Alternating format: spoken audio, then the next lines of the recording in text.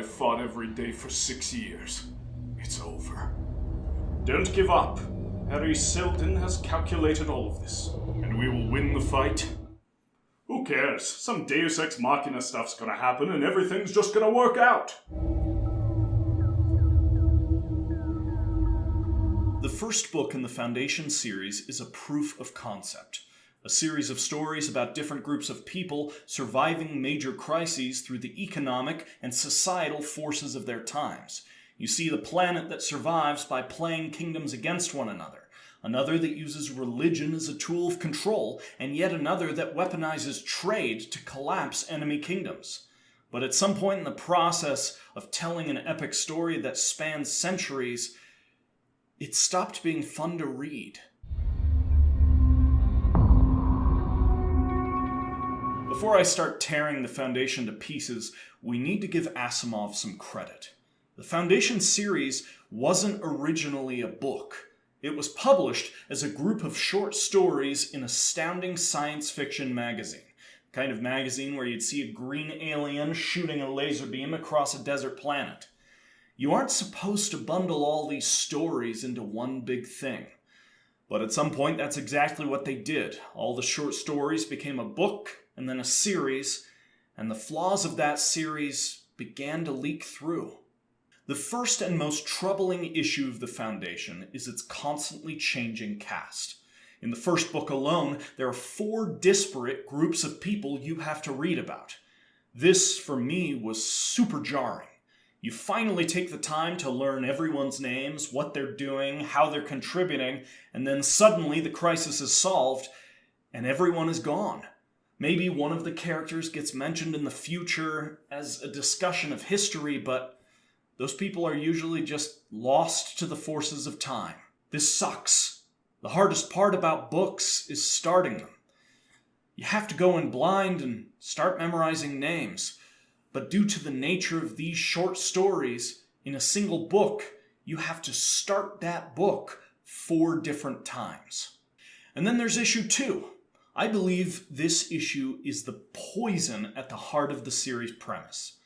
Nobody in the story of the Foundation has the power to change the future.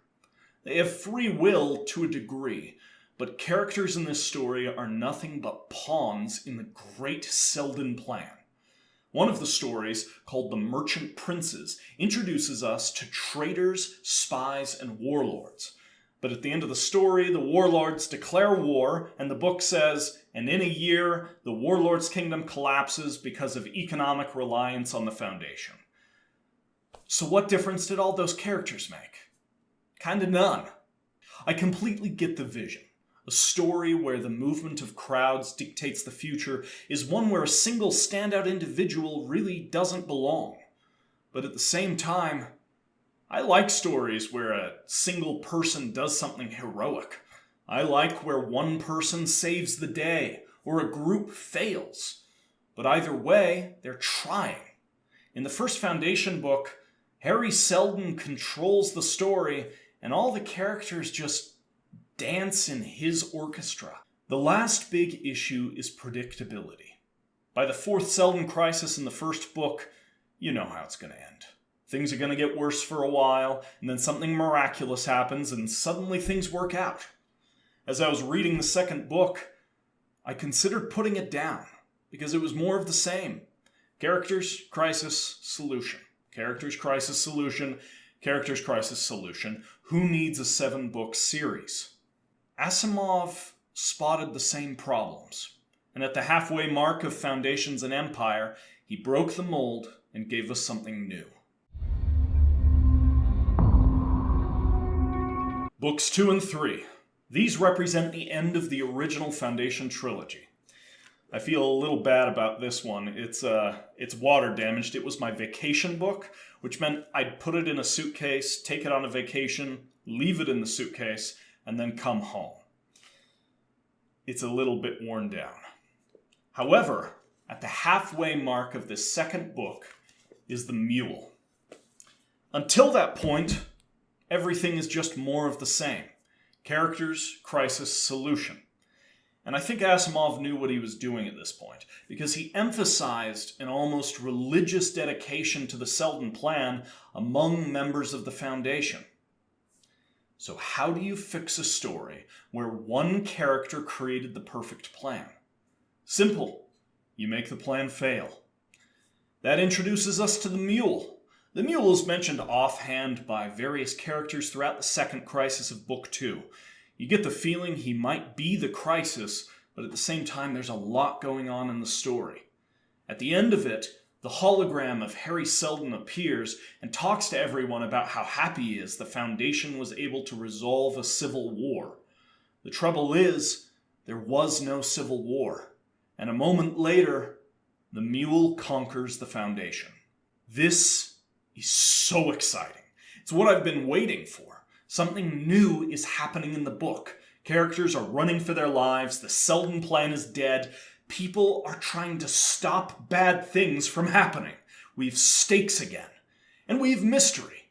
Who's the Mule? How did he conquer the Foundation? How did the Foundation work in the first place? The back half of Book 2 gives us a lot of those answers. But it also gives us some real characters. We get Beta, Torin, and Magnifico, fleeing from the Mule and searching for the legendary Second Foundation.